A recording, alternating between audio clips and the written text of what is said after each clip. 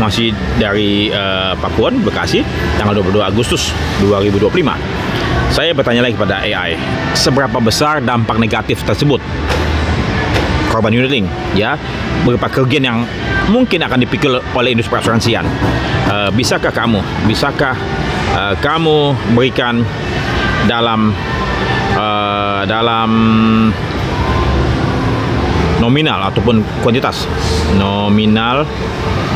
Nominasi atau kuantitas. Jadi apa nih jawabnya?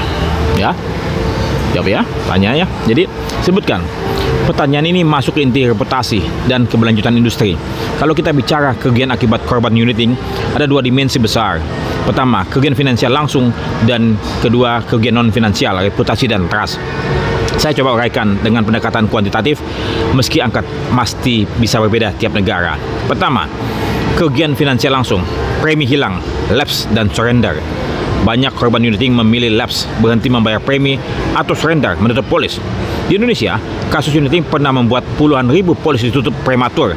Jika rata-rata premi per polis 10 juta per tahun, dan ada 100 ribu polis yang lapse, potensi premi hilang bisa mencapai 1 triliun per tahun. Refund dan kompensasi, beberapa perusahaan dipaksa memberi pengembalian premi karena tekanan regulator atau class action. Misalnya, bila 20% korban unit menuntut dan mendapat kompensasi rata-rata 5 juta, dengan 50 ribu korban, kurang lebih mencapai 250 miliar. 2. Kerugian non-finansial yang dapat dikuantifikasi. Pertama, biaya reputasi, brand, dan marketing. Untuk mengembalikan citra, perusahaan perlu kampanye literasi, iklan dan PR, dan lain-lain. Kedua, anggaran edukasi dan kampanye bisa mencapai ratusan miliar untuk seluruh industri. Kemudian berikutnya lagi, regulatory cost, compliance tambahan. Regulator biasanya merespon dengan aturan lebih ketat, misalnya POJK baru di Indonesia tentang unit link, ya, mengenai PID. Perusahaan harus investasi besar di sistem training SOP baru, bisa mencapai 50-100 miliar per perusahaan besar. Opportunity loss, ini yang paling besar. Masyarakat yang seharusnya membeli asuransi murni menjadi takut.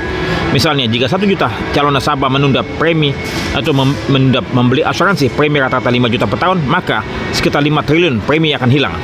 Ketiga, kerugian sosial trust, intangibles.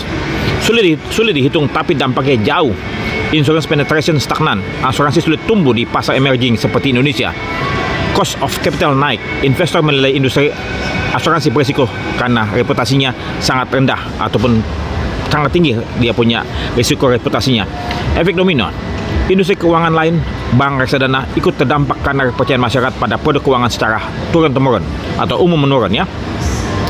Ilustrasi perkiraan total kerugian tahunan jika digabungkan. Jenis kerugian, premi hilang sekitar 1-1,5 triliun, refund dan kompensasi 0,2 sampai 0,3 triliun, biaya reputasi dan PR 0,5 sampai dengan 1 triliun, opportunity loss 5-6 triliun, total potensi kerugian Rp 7 sampai 9 triliun per tahun, ya. Ini angka perkiraan, ilustrasi untuk menunjukkan skala, bukan data resmi. Kesimpulan, dampak negatif korban unit link sangat besar, bisa mencapai triliunan rupiah per tahun. Lebih besar lagi dampak jangka panjang berupa stagnasi literasi dan penetrasi asuransi. Industri bisa kehilangan momentum pertumbuhan selama 5-10 tahun ke depan bila tidak segera memperbaiki diri. Menurut saya, kalau industri perasuransian Indonesia tidak cepat melakukan reputational repair ataupun melalui edukasi, transparansi, customer protection nyata, kerugian 7-9 triliun per tahun ini bisa menjadi bom waktu. Apakah Bapak ingin membuatkan skenario proyeksi 5 tahun ke depan? Terkait dengan dampak finansial, reputasi, itu bisa membuat memotongkan risiko jangka panjang. Itu yang disampaikan oleh AI. Jadi, risiko korban ini mendampak kerugian pada industri perasuransian. Tetapi kelihatannya industri ini tidak membuka mata, tidak membuka hati. Saya Ferry Pilor, Guru Asuransi.